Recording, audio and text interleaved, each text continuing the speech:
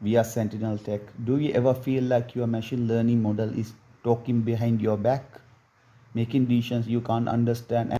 Well, fear not, my friend. Local interpretable model agnostic explanations, or LIME for short, is here to shed some light on the situation. Really? Local interpretable model agnostic explanations can do that? You bet your bottom dollar it can. With Lime, you can get explanations for individual predictions, the model's internals. That means you can finally understand what the heck your model is doing and why it's making the decisions it's making. That is amazing. But is there a catch?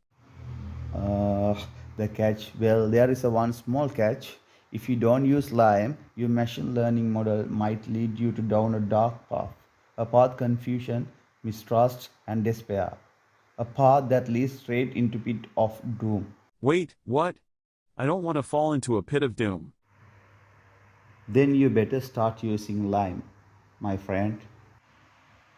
It's the only way to ensure your machine learning model stays on the straight and narrow and does not lead to astray. So, what are you waiting for? Get local interpreter model agnostic explanations.